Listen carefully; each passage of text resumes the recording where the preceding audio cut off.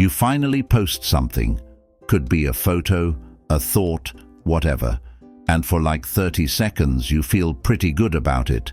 Then that feeling hits, the doubt, the overthinking, the what if everyone thinks this is stupid, so you delete it. If that cycle sounds familiar, you're definitely not alone, and there's real psychology explaining why your brain does this to you. Deleting posts isn't just changing your mind. It actually reveals some deeper stuff about how you see yourself and how you handle social situations. Let's break down what's really happening when you can't leave your own posts up. Number 1. Perfectionism crashes into public display. People who delete posts constantly tend to have perfectionist tendencies.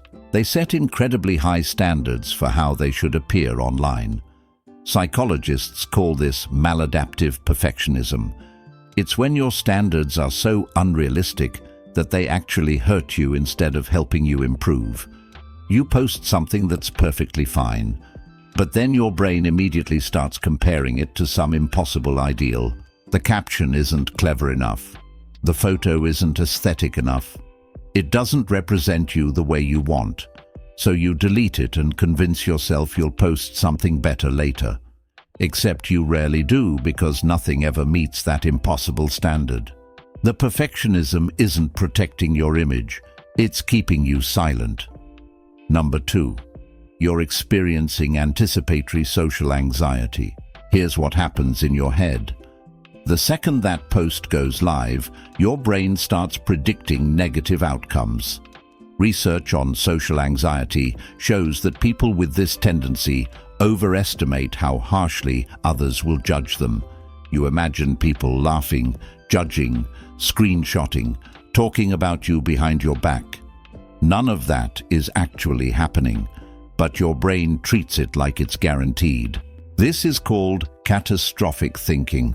You immediately jump to the worst possible scenario and then make decisions based on that imaginary future. Deleting feels like preventing disaster. In reality, you're just avoiding normal social interaction because your anxiety is lying to you about the risk. Number 3.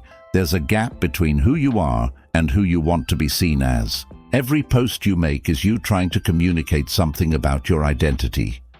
This is who I am. This is what I value. This is how I want you to see me. But sometimes there's a disconnect. The post goes up, and immediately you feel like it doesn't match the version of yourself you're trying to project. Psychologists call this self-discrepancy theory. When there's a gap between your actual self and your ideal self, it creates psychological discomfort. You delete the post because it revealed something real about you that doesn't line up with the curated identity you're building. And that gap feels threatening. Number 4. Deleting gives you back control. Social media can feel chaotic. Once you post something, you lose control over how people react, what they think, who sees it. For people who struggle with uncertainty or need to feel in control, that's extremely uncomfortable. Deleting is taking your power back. It's saying, actually, I decide what stays and what goes. I'm in charge here. Research shows that people with higher needs for control are more likely to engage in content removal behaviors. It's a coping mechanism for the anxiety that comes with putting yourself out there. The problem is, the more you delete, the more you reinforce the idea that posting is dangerous and needs to be controlled. Number 5. It becomes a compulsive pattern. At first, deleting posts might be occasional, but for some people, it turns into a cycle they can't break. Post, panic, delete, repeat. Psychologists recognize this as a form of safety behavior. You're doing something that temporarily reduces anxiety, which trains your brain to keep doing it. But like all safety behaviors, it doesn't actually solve the problem. It just makes you more dependent on the behavior to feel okay. You never learn that leaving a post up isn't actually dangerous. You never build tolerance for the discomfort of being visible.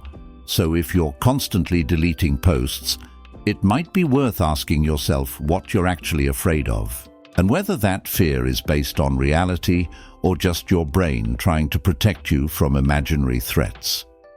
Sometimes deleting is fine. It's curation. But if it's stopping you from being authentic or connecting with people, that's worth paying attention to. If you want more psychology that explains why you do the things you thought were just weird personal quirks, go ahead and subscribe. We break down the patterns behind the behaviors nobody talks about.